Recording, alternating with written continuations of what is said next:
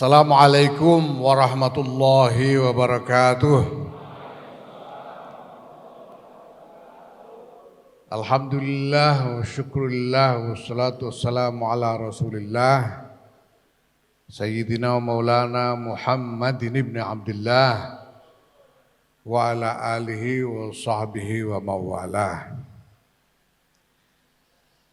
Amma ba'd, yang mulia Khatib Am, Pengurus Besar Nahdlatul Ulama Kiai Haji Ahmad Said Asrori, yang saya hormati Wakil Ketua Umum Pengurus Besar Nahdlatul Ulama Kiai Muhammad Amin Said Husni, yang saya hormati Ketua Tanfidiyah Pengurus Wilayah Nahdlatul Ulama Jawa Tengah Pak Muhammad Muzammil beserta jajaran PWNU Jawa Tengah yang hadir, yang saya hormati jajaran pengurus cabang dan majelis wakil cabang Nahdlatul Ulama, baik Syuriah maupun Tanfidiyah yang hadir dari sejumlah kabupaten di lingkungan ex Karesidenan Banyumas. Alhamdulillah, pertama-tama saya ucapkan selamat kepada PCNU Banjarnegara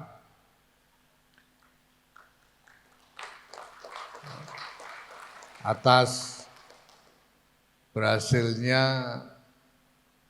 membangun gedung pusat Aswaja NU ini. Target Nahdlatul Ulama itu sangat aktif karena maknanya ini nahdoh, bangkit.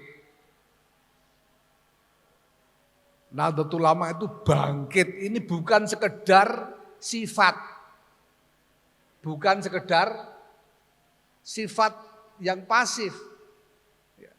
Kalau disebut Islamiyah, bersifat Islam, itu belum tentu aktif.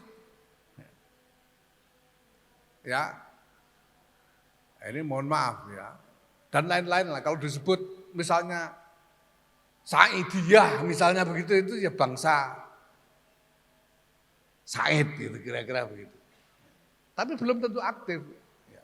Saya beri contoh Saidiyah ini supaya tidak menyebut contoh yang menyinggung orang lain gitu ya. Ya. Karena cuma sifat, tapi nahdoh ini aktif. Karena maknanya bangkit. Nah, bangkit itu kan ada keperluannya. Nah, ini jangan sampai dilupakan. Maksudun nahdoh ini jangan sampai dilupakan. Apa sebetulnya maksudun nahdoh? Ulama ini bangkit itu mau apa? Mau apa sebetulnya ulama ini mau bangkit itu? Kalau dibilang bahwa ulama ini bangkit untuk mengembangkan pendidikan agama, ya, lah kerjaannya tanpa ada organisasi, pekerjaannya sehari-hari memang melaksanakan pendidikan agama sudah. Tidak usah bikin organisasi, sudah dilakukan.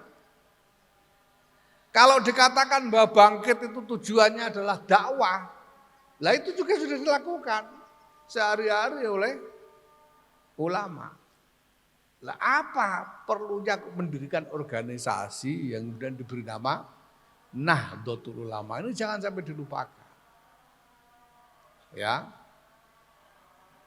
Nah, ini yang sekarang ini oleh pengurus besar Nahdlatul Ulama ya, kita upayakan untuk ingatkan kembali tentang maksudun nahdoh itu. Kenapa kemarin kita membuat tema untuk keseluruhan agenda-agenda organisasi Nahdlatul Ulama ini dengan bunyi merawat jagat, membangun peradaban.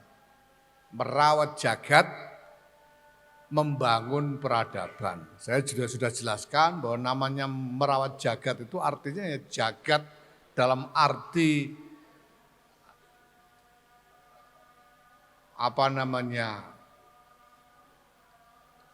alamul kaun ini, dalam arti alam bumi dengan alamnya ini, lingkungan hidupnya ini, maupun tatanan umat manusianya.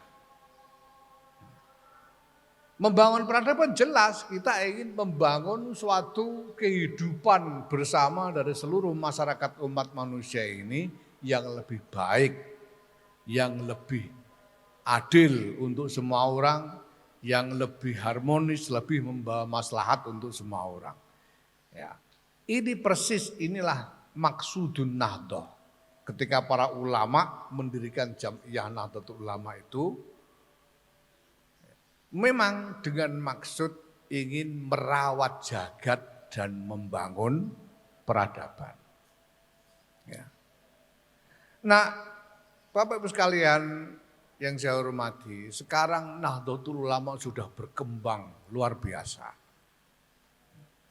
Dulu ketika didirikan itu, kiai yang hadir hanya sekitar 30 orang. Di Jalan Bubutan Surabaya untuk mendirikan Jam'iyah Nahdlatul Ulama itu, kiai yang hadir hanya 30 orang. Sesudah itu bertahun-tahun para kiai ini berjalan ke sana kemari mengajak orang untuk ikut bergabung dalam Nahdlatul Ulama. Tidak henti-hentinya. Ya. Sampai kemudian ketika Nahdlatul Ulama menjadi partai politik, dulu kan pernah tahun 55 pemilu yang pertama, Nahdlatul Ulama berhasil mendapatkan suara 18%. Partai Nahdlatul Ulama suaranya 18%. Nah belakangan Bapak Ibu, beberapa lembaga survei melakukan penelitian dan menemukan data bahwa Nahdlatul Ulama telah berkembang membesar. Jadi Nahdlatul Ulama ini bukan hanya besar tapi membesar. LSI beberapa waktu yang lalu mengumumkan bahwa mereka melakukan survei tahun 2005 dan mendapatkan data bahwa orang Indonesia yang mengaku sebagai orang NU itu sudah 27%. Jadi tahun 55 cuma 18%, 2005 itu sudah 27%. 2005. Tahun 2010 waktu itu saya sudah Katib Suriah PBNU, salah seorang Katib Suriah PBNU. Ada satu lembaga survei Indobarometer meminta audiensi dengan Suriah PBNU untuk memaparkan hasil survei mereka. Dan mereka memperoleh data bahwa orang yang mengaku NU pada tahun 2010, ya, 2010 ini sudah 47%. 2005 itu 27%. 2010 47%, ini Masya Allah. Kok nambah kok sampai 20%, padahal 20% dari penduduk Indonesia, yaitu kira-kira 20% itu dari sekitar 270 juta. Sampai dihitung sendiri itu berapa tambahnya. Tahun 2018, ada lembaga survei lain, Alfara, membuat survei juga. Jadi kalau 27% itu dari 270 juta, itu ya kira-kira sekitar 40-an juta orang lah. 40 juta orang, 27 itu ya 45-50 juta orang. Tahun 2005 itu. 27%. Kalau tambah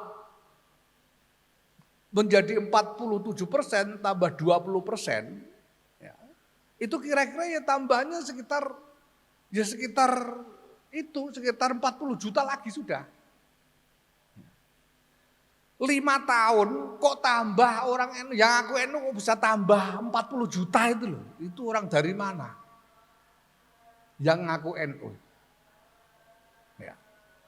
Tahun 2018 Al-Farah itu hasilnya sudah 50,5% dari seluruh umat Islam. Itu artinya sudah sekitar 120 juta orang. Belum lama ini, baru beberapa mungkin 2-3 minggu yang lalu, LSI mengumumkan survei mereka terakhir hasilnya 56,9% penduduk Indonesia ini mengaku NU. Coba. Ya. Dari 50 jadi 56,9. Itu tambah 7%, itu banyak 7%. 7% itu kira-kira ya 2,5 juta kali 7.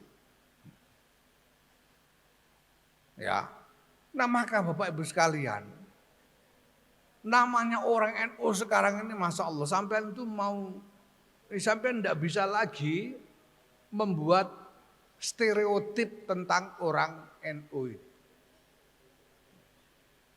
Orang NU itu yang potongannya seperti apa itu sampean semakin sulit. Ngarani orang NU potongannya yang kayak gini itu tambah sulit sekarang. Karena begitu banyaknya orang NU dan tambahnya itu cepat dan banyak. Ya. Sampean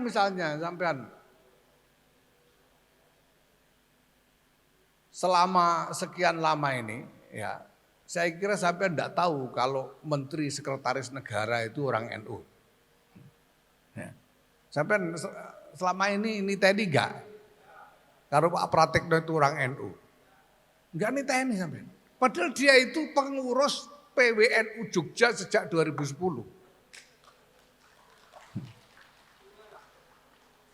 Lalu jadi Menteri Sekretaris Negara. Sampean selama ini kalau ingat lihat Pak Jokowi itu sampean ngarani Pak Jokowi itu NU apa enggak?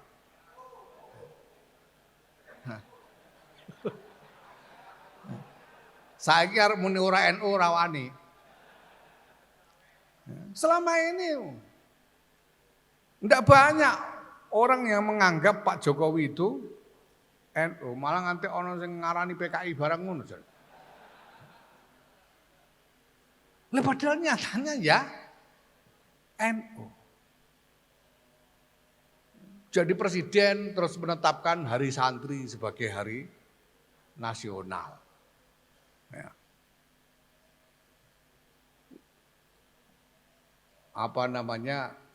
Secara langsung membantu menginisiasi berbagai macam agenda besar untuk Nahdlatul Ulama. Beberapa waktu yang lalu di mana? Di Pemalang ya, saya cerita tentang Universitas NU Yogyakarta ya, yang atas prakarsa Pak Jokowi dengan ngajak sejumlah orang dan lain sebagainya, lalu berhasil mendirikan gedung baru 9 lantai yang kemarin sudah diserahkan pada waktu Munas Kombes. Sesudah itu juga menghubungkan dengan berbagai pihak internasional untuk mengembangkan bidang studi baru. Yang mungkin sampean bayangkan aja belum bisa sekarang. Karena itu nanti akan dibangun program studi tentang stem cell. Akan dibangun program studi tentang metalurgi. Program studi tentang bioteknologi. Apa namanya? Iya, bioteknologi. Tentang teknologi, pokoknya itulah pokoknya. Ya. Bioteknologi. Dan lain sebagainya. Udah. sudah mendapat kesepakatan ini kerjasama dengan Uni Emirat Arab. Ada di sana namanya MBZ, Muhammad bin Zayed University of Humanities. Kerjasama dengan UNU Jogja disepakati program senilai tidak kurang dari 1,2 triliun. Oh, itu semuanya adalah inisiatif dari Pak Jokowi sendiri. Makanya kemudian PBNU juga tidak ragu-ragu mengangkat Pak Jokowi sebagai Dewan Pengampu Gerakan Keluarga Maslahat NU. Karena nyatanya orang NU memang. Orang NU. Nah ini yang begini-begini ini banyak sekali. Banyak sekali. Sampean mungkin tidak nyangka bahwa sekarang ini salah seorang ahli cyber security, ahli keamanan digital, pokoknya gitu aja, sampean bisa membayangkan atau tidak itu soal nanti. Gitu. Ya, yang paling unggul di Indonesia ini ternyata anak NU. Anak NU masih sangat muda dan anak Kiai Duweso, itu namanya Mukorrobin itu, anaknya Kiai Wonosobo, bawah gunung sana. Salah seorang ahli desain platform digital yang terbaik di Indonesia itu juga anak NU. Namanya Fakih, anak Mojokerto. Dan banyak lagi anak-anak yang potongannya sama udah tidak nyangka. Potongan gini kok NU gitu. Ini NU hari ini. Nah maka Bapak Ibu sekalian, saya sebut ini semua, ini untuk mengingatkan bahwa sekarang skala tanggung jawab kita sebagai pengurus NU ini menjadi begitu luas. Menjadi luas sekali. Ya, kita tidak bisa lagi mikir NU ini hanya mikir santri-santri yang tinggal di pondok-pondok pesantren. Tidak bisa lagi mikir hanya murid-murid madrasah diniyah. Tidak bisa lagi mikir hanya anggota rutinan pengajian muslimat. Tidak bisa lagi hanya memikirkan anggota yasinan dibaan tiap malam Jumat, itu tidak bisa itu. Karena sebaran orang NU sudah begitu luasnya. Dan semua itu tanpa kecuali harus kita terima sebagai bagian dari tanggung jawab kita. Tidak boleh lalu kita anggap malah wong NU anyaran kok. Tidak bisa begitu. Tidak bisa begitu. Kemarin saya bilang bahwa saya itu paling tidak suka dengan istilah NU naturalisasi, paling tidak suka saya.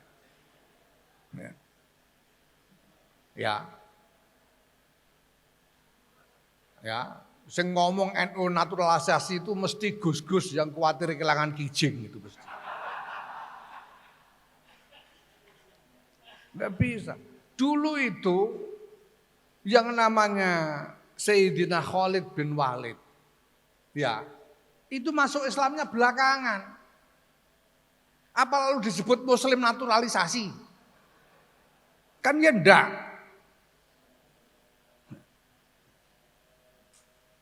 Banyak Sayyidina Salman Al-Farisi masuk Islamnya belakangan naturalisasi.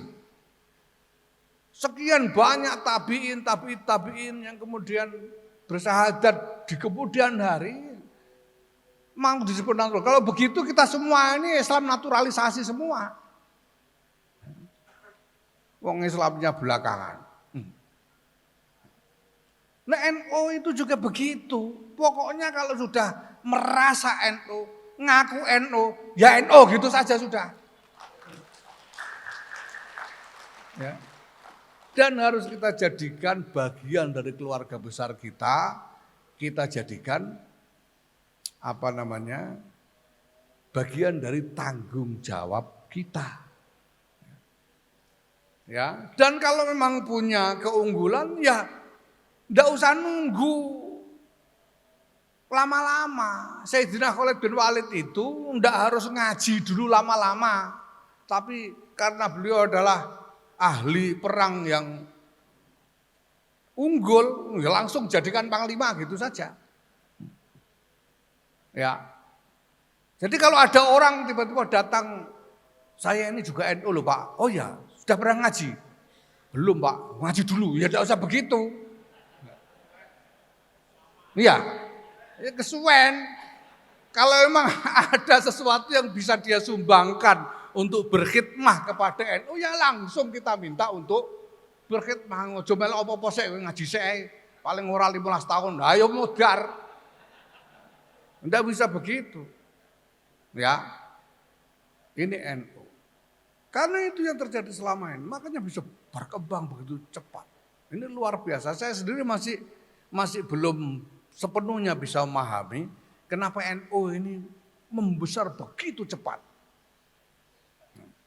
Kecuali bahwa ini pasti karena barokah.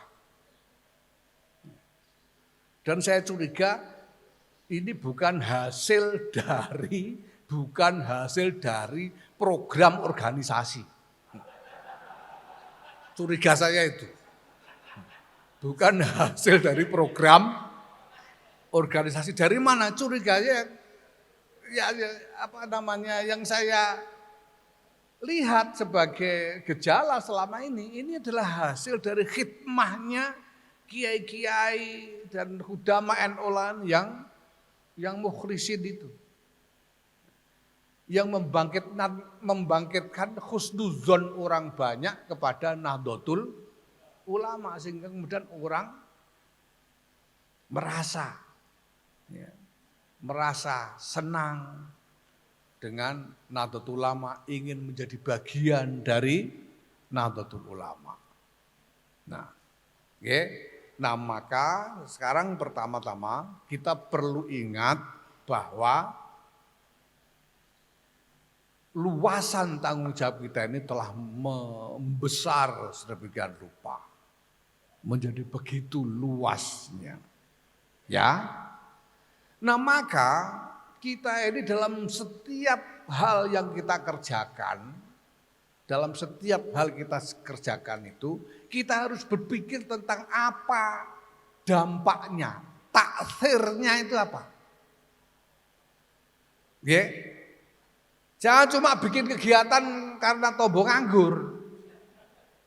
Jangan cuma bikin kegiatan karena supaya dianggap hebat misalnya. Supaya digawoi orang. Jangan cuma begitu. Kita harus berpikir tentang pekerjaan yang bisa membuat taksir. Ya, taksir yang meluas karena tanggung jawab kita besar. Jadi labet jejak dari yang dikerjakan oleh Nahdlatul Ulama ini harus bisa dirasakan oleh sebanyak mungkin orang. Jadi ini PCNU Banjarnegara bikin gedung kayak begini ini harus dipikirkan. Ini taksirnya apa? Dampak, impact-nya apa? Cara Inggrisnya impact. Taksir itu. Ya. Taksir itu harus umum. Harus kepada sebanyak mungkin orang. Gedung ini. Nah sekarang sudah jadi gedung, intifaknya ini harus dipikirkan, harus intifak yang betul-betul memberikan taksir yang luas, karena tanggung jawab kita luas. Di Banjarnegara, di Banyumas, di Cilacap, di Purbalingga, itu yang NU itu bukan cuma mereka yang nongkrong di langgar-langgar masjid-masjid saja. Itu yang di pasar-pasar, di terminal, di pinggir-pinggir jalan. Itu juga orang-orang yang merasa NU banyak di antara mereka. Mereka ini harus dipikirkan, harus bisa menerima takdir dari upaya-upaya dari khidmah Jam'iyah Nahdlatul Ulama. Oke. Ini kalau bahasa manajemennya, kita ini jangan hanya berpikir sampai berhenti pada output saja. Tapi harus kita pikirkan outcome-nya.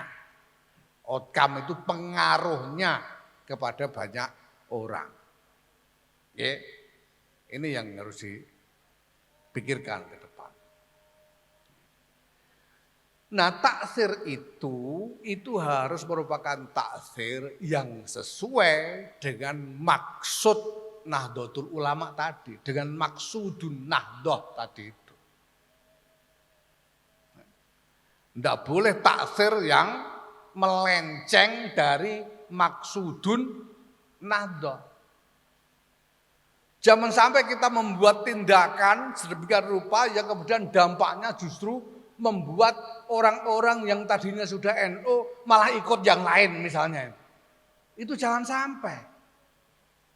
Ya, kan gitu. Kita harus melakukan tindakan supaya orang-orang yang sudah merasa NU ini semakin dekat dengan NU, semakin senang dengan NU, semakin kuat amaliyahnya di dalam ber-NU. Jangan sampai kita membuat tindakan, membuat keputusan yang membuat orang-orang sudah NU malah mau diajak orang lain ke sana. Ya, meninggalkan NU itu kan jangan sampai. Lu iya apa iya? Lah kan gitu. Ini loh taksirnya. Kenapa begitu? Nah, ini yang perlu dipahami Bapak Ibu sekalian. Nahdlatul Ulama itu bukan sekedar diana, bukan sekedar madhab keagamaan, bukan sekedar thariqah diniyah saja. Ya. Yang diajak itu memang mereka yang memiliki thariqah diniyah yang sama, yaitu Ahlus Sunnah wal Jamaah. Ya. Makanya sampean jadi pengurus itu di beat untuk menyatakan ya siap jihad fi ala thariqati ahli sunnati wal jamaah. Ya. Biqiyadati ulama'i ahli sunnati wal jamaah. Ini soal thariqah. Hadratus Syekh sendiri sejak awal beliau yang diajak itu ulama-ulama Ahlussunnah wal Jamaah. Halummu ayyuhal ulama wassadatul atqiya. Mari wahai para ulama dan sadah yang takwa-takwa. Sadah yang takwa, sadah itu jamak dari sayyid. Sayyid yang takwa, yang enggak takwa enggak diajak. Yang diajak cuma sayyid yang takwa saja gitu. Wasadatul atqiya min ahli sunnati wal jamaah min ahli madhahibi a'immatil arba'ah. Ya, min ahli madhahibil a'immatil arba'ah. Ini yang diajak. Antum wa man tabi'akum minal fuqara wal aghniya wad du'afa wal aqwiya. Anda semua beserta pengikut-pengikut Anda semua. Ya. Baik orang-orang yang fakir maupun orang-orang yang kaya, yang ghani.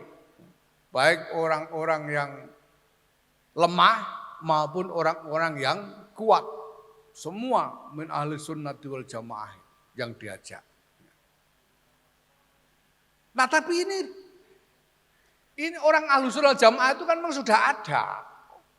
Ulama Ahlussunnah wal Jamaah itu sebelum didirikan Jam'iyah Nahdlatul Ulama, mereka itu sudah ada dan sekarang diajak kumpul. Diajak kumpul itu diajak apa? Kan gitu. Diajak apa? diajak membangun peradaban ala ahli sunnati wal jamaah. Maka Bapak Ibu sekalian, selain thariqah, Nahdlatul Ulama itu adalah juga harokah. Nahdlatul Ulama itu juga harokah, gerakan. Ya. Jadi diajak kumpul untuk bergerak bersama. Itu Nahdlatul Ulama itu. Arahnya jelas. Arahnya itu membangun peradaban ala ahli sunnati wal jamaah. Bukan ala yang lain-lain. Dan membangun peradaban itu artinya strateginya adalah strategi yang merupakan proses menuju pembangunan peradaban. Itu sebabnya ya mungkin sama-sama pengikut akidah Asy'ariyah. Mungkin sama-sama pengikut salah satu dari mazhab fikih yang 4 itu. Mungkin sama-sama ahli tasawuf yang mengikuti mazhabnya Imam Ghazali dan Al-Junaid Al-Baghdadi. Tapi kalau harokahnya beda, ya bukan NU. Itu berarti berselisih dengan NU. Nah dalam berharokah ini para ulama kita itu sudah menetapkan keputusan-keputusan dari tahap ke tahap. Ketika Negara Kesatuan Republik Indonesia diproklamirkan, para ulama Nahdlatul Ulama ini kemudian mendukung dan mensahkan NKRI ini atas nama syariat. Bahwa NKRI berdasarkan Pancasila UUD 45 Bhinneka Tunggal Ika ini sah atas nama syariat. Itu ulama kita. Itu qaul yang qat'i dari ulama kita. Enggak ada tafsir lain sudah. Ya, begitu tegasnya para ulama kita ini sampai kemudian mewajibkan umat Islam untuk membela negara proklamasi ini dengan perang sabil, dengan jihad fisabilillah. Orang diajak mati demi NKRI, Pancasila, UUD 45 dan Bhinneka Tunggal Ika. Kan itu resolusi jihad itu isinya. Ya. Kalau tidak sah secara syariat, bagaimana mungkin kita diajak berjihad demi NKRI ini? Ya, maka para ulama menegaskan kemudian bahwa NKRI berdasarkan Pancasila, UUD 45 dan Bhinneka Tunggal Ika ini final. Ini adalah upaya final umat Islam Indonesia mengenai negara. Ya, nah selanjutnya ada berbagai macam keputusan para ulama, mulai dari soal diniyah seperti yang sangat mendasar, seperti soal thariqah istimbat, yang kemudian kita kenal sebagai istimbat jama'i oleh para ulama kita, ya, sampai dengan hal-hal yang menyangkut wawasan-wawasan kebangsaan dan kemanusiaan. Sehingga misalnya ditetapkan bahwa yang wajib kita pegang teguh bukan hanya ukhuwah Islamiyah, tapi juga ukhuwah watoniyah dan ukhuwah basyariyah. Ini semuanya adalah strategi yang mengarah kepada pembangunan peradaban. Nah ini jangan sampai kita lupakan. Ya. Nah yang ketiga, Nahdlatul Ulama ini adalah juga soal riayah. Soal mengasuh umat, ngopeni umat. Itu Nahdlatul Ulama ini. Makanya memang ya jarang atau hampir tidak ada Hampir tidak ada. Wazifah riayatul ummah seperti yang dilakukan oleh ulama-ulama Nahdlatul Ulama. Ya, di tempat lain itu hampir tidak ada. Ulama-ulama di tempat lain itu hampir tidak ada yang melakukan riayatul ummah seperti kiai-kiai kita. Kiai-kiai kita itu urusannya umat ini apa aja diurusi. Bukan cuma soal ngajinya, sholatnya. Keluarganya juga diurusi. Bukan hanya keluarganya, sapinya diurusi. Orang-orang itu sapinya sakit saja wadul ke kiai. Nah ini semua yang kemudian harus kita wujudkan di dalam ikhtiar-ikhtiar Nahdlatul Ulama ini. Ya. Makanya kita mengembangkan pendidikan termasuk model-model pendidikan yang dibutuhkan di masa depan. Kita mengembangkan kegiatan-kegiatan yang langsung menyentuh warga di desa-desa dan sebagainya itu untuk mewujudkan ini semua.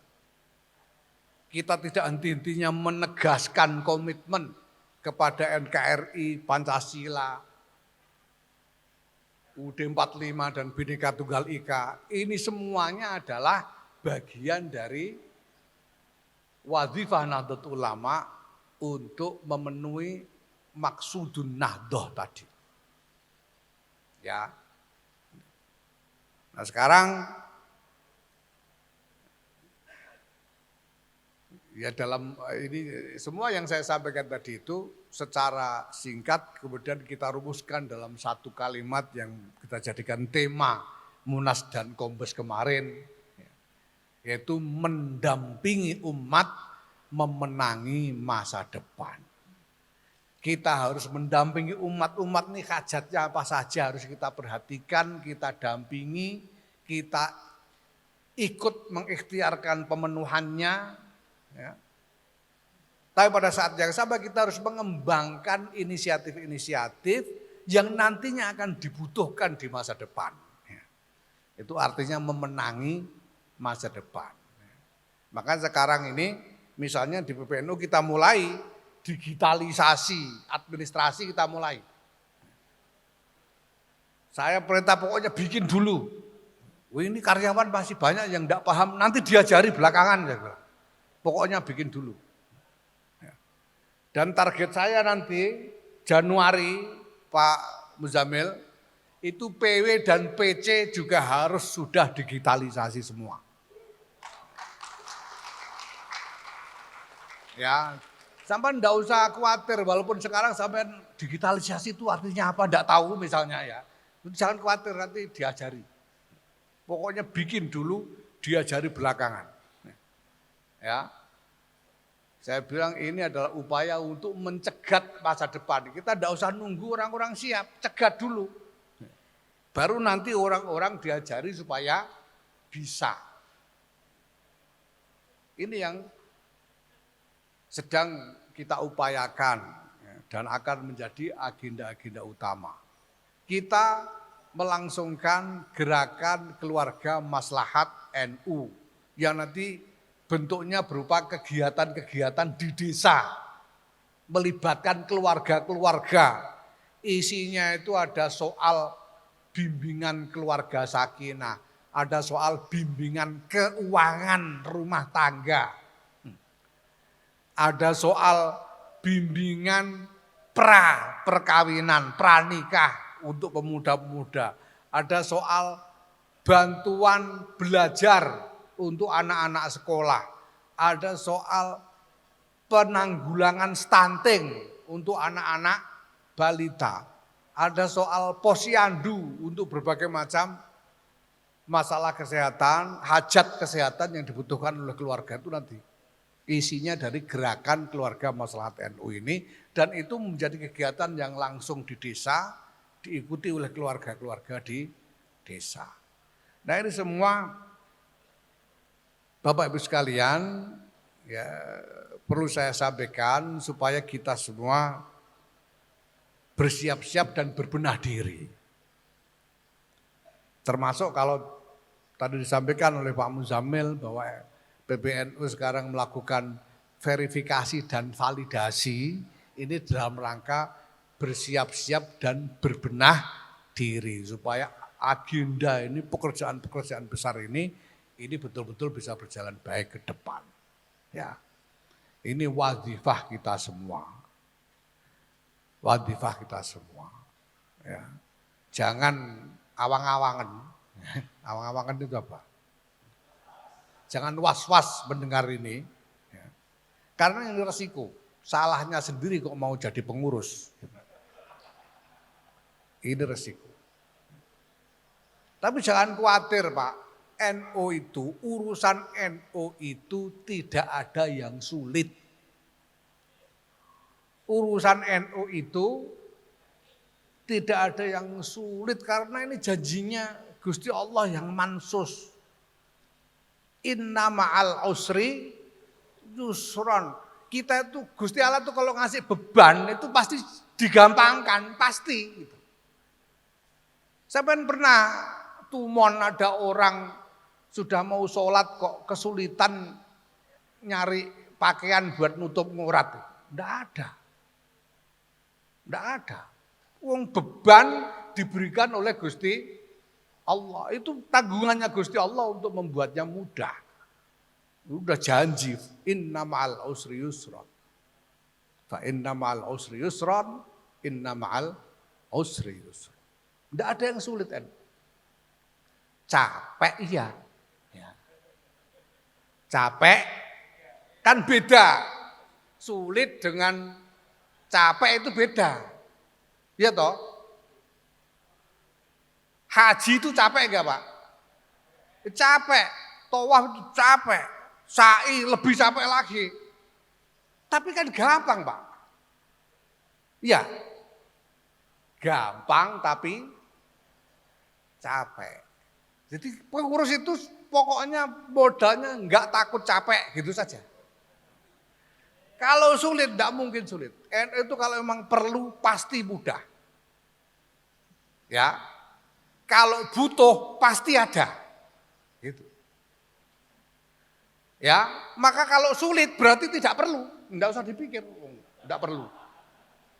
Ya. Gitu. Kalau sulit enggak perlu. Lakukan yang perlu-perlu saja, yang pasti mudah. Kalau butuh pasti ada. Kalau enggak ada, berarti enggak butuh, gitu aja. Enggak usah dipikir, enggak butuh. Ya. Gitu.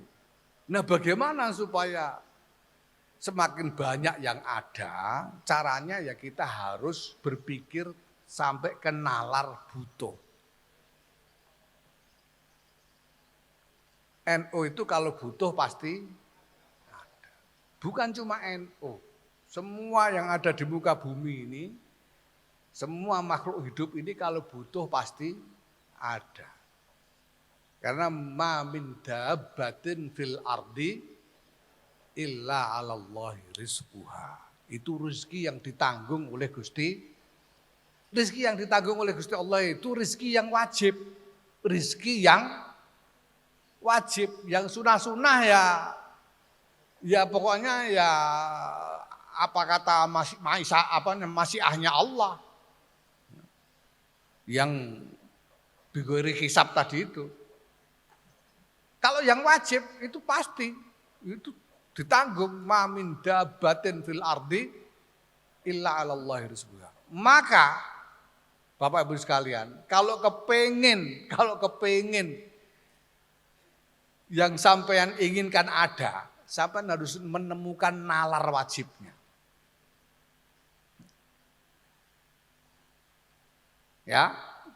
Sampean harus ketemu nalar wajibnya. Kalau wajib pasti ada. Kalau enggak ada berarti enggak wajib kan gitu. Kenapa kemarin itu kita berhasil mengadakan rangkaian kegiatan harlah 1 abad sedemikian rupa. Kalau sama ndak gawok, bilang ndak gawok, ndak percaya saya, mesti gawok kabeh mesti. Ya toh. Ya, sedemikian rupa besar, dengan biaya besar-besaran Pak. Biayanya besar-besaran. Ya. Biayanya itu besar-besaran. Kegiatan di Sidoarjo, Surabaya dan Sidoarjo itu, Taman Internasional dan resepsi puncak itu kita belanja tidak kurang dari 80-90 miliar. Ya, sampean bikin gedung cuma berapa miliar gini aja narik orang berbulan-bulan.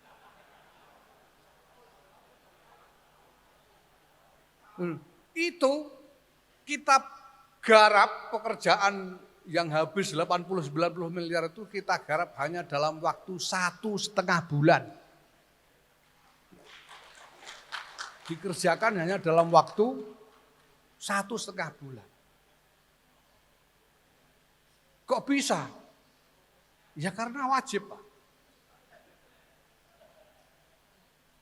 Lah wajibnya dari mana?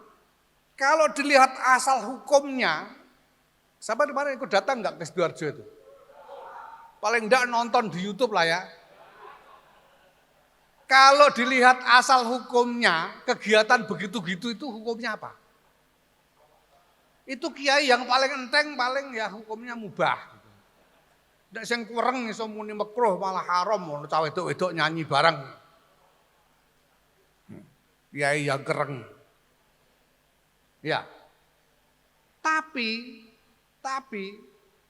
karena itu adalah kegiatan untuk memperingati satu abad Nahdlatul Ulama dan membangkitkan moral semangat dari puluhan juta warga Nahdlatul Ulama untuk membangun langkah-langkah baru di abad kedua ini, dan langkah baru itu wajib karena kebutuhan zaman yang memang tidak terelakkan.